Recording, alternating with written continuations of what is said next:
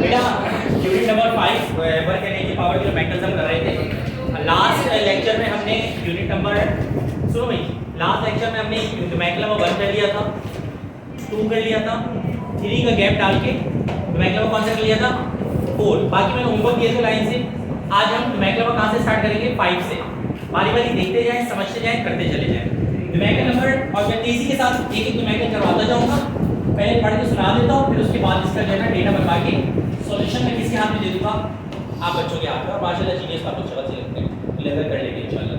Numerical number 5 कहते हैं a neutron travels a distance of, इधर देखो बेटा इधर, a neutron travels a distance of 12 metre. A neutron travels a distance of 12 metre. मेरा बेटा आपको पता होना चाहिए क्या है, एस है। इसको एस भी बोल सकते हैं, टी भी बोल सकते हैं, आपको जो पसंद है बोल दीजिएगा। Distance of 12 metre in a time interval of 3.6 exponential -5। मेरा बेटा बोलो क्या गिवन है ये, सेकंड्स मिनट और टाइम गिवन है, सही है। आगे क्या है, assuming its speed was constant, मतलब इसकी speed find its kinetic energy. आप इसकी काइनेटिक एनर्जी निकालें, ठीक है जी, निकाल लेंगे, कोई घबराने वाली बात नहीं है। लेकिन आगे उन्होंने कहा है mass of neutron is equal to, बहुत आसान मैंने लिए, मेरे खुद ही आपका बोल के आना चाहिए। मास जो है 1.7 एक्सपोनेंशियल -27। वो करा पेज नंबर 121 निकाल लो, जो बच्चे मुंह खोल के देख रहे हैं तो क्या होगा, पेज नंबर 121 -27 के। मेरे बेटे मेरी बात सुनो, मैं आप लोगों से वैसे तो इधर देखो, यहाँ तक क्लियर है। मुझे एक बात बताओ स्टूडेंट्स, काइनेटिक एनर्जी का मामला आप सबको पता होना चाहिए और पता होगा भी। क्या होता है, हाफ एम स्क्वायर। गरीब को इधर देखो, ये हाफ है, ये v है। गरीब बोल रहा है इसके बाद नहीं है, ठीक है ना। बाकी अमीर लड़की और लड़की मैं दिल से जरूर v जो है, m जो है वो मास है। m क्या है, मास। क्लियर, मास तो गिवन है। इधर देखो v पता, अब v क्या है बेटा, आप लोगों को पता होना चाहिए v is equal to, velocity का फार्मूला होता है ना, v is equal to s upon t। s पता, t पता, डिवाइड करके क्या निकालेंगे, जब v आ जाएगा, जब v आ जाएगा तो कहां पर करेंगे, यहां सॉल्व करेंगे, क्या निकल जाएगी, काइनेटिक एनर्जी। बेटा सॉल्व करो, आंसर निकालो जल्दी से, टाइम वेस्ट के बगैर सॉल्व करने में लग जाए जल्दी से। हाँ ये तो कितनी बड़ी वैल्यू आया करना, जैसे 3 3 3 3 इतनी लंबी, तो ये देखो कैलकुलेटर में लास्ट में ENG का बड़ा होता है, ये ENG का बड़ा दबा दिया, ये देखो 33.33 एक्सप्रेशन हो जाएगी। ENG दबाने से ना वैल्यू उसमें चली जाती है, पावर में चली जाती है। v की वैल्यू बताओ सॉल्व करके कितनी आई, 33.33 10 पावर कितनी बेटा 3 मीटर पर सेकंड। वैसे जब सॉल्व करें तो 3 3 3 ऐसे करके बड़ी सी आ रही है ना, तो आप उसको ENG दबा दो, 10 पावर में चली जाएगी। अब आप इस वैल्यू को पुट करो, m कितना है,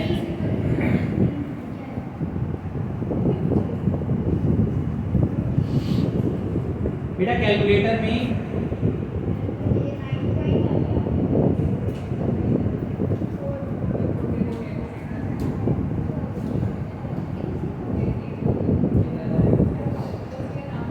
बेटा सॉल्व कीजिए, आंसर निकालें और बताएं जल्दी से क्या है आंसर।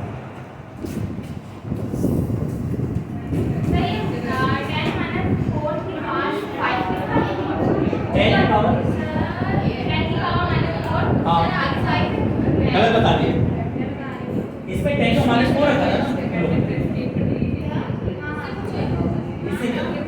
10 का -4। बेटा बाकी बच्चों ने किया है कि 20 सही आ रहा है, ऐसा तो नहीं लोग ने गलत वाली वैल्यू बता दी, तो लोग बोलेंगे कि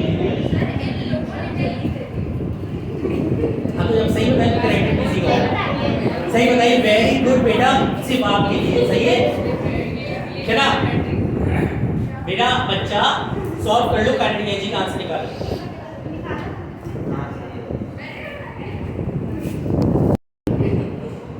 बेटा इसको सॉल्व करने के लिए ना इस वैल्यू को पहले स्क्वायर करो, जो आंसर है उसको इस वैल्यू से क्या करो, मल्टीप्लाई इज इक्वल टू करने के बाद डिवाइड बाय 2 करो। -19।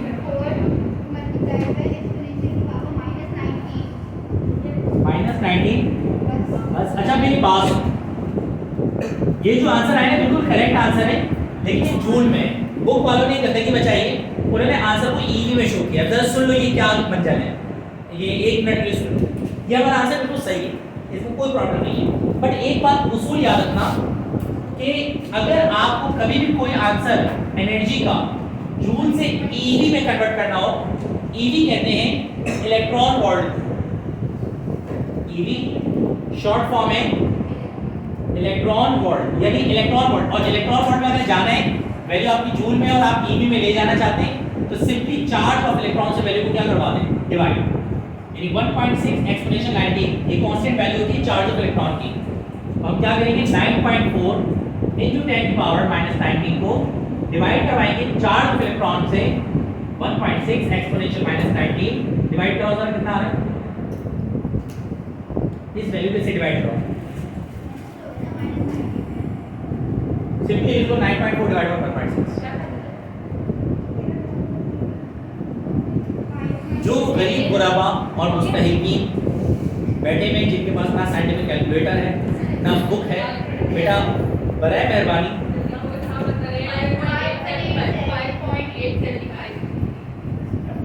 5.87 EV and this is our final answer।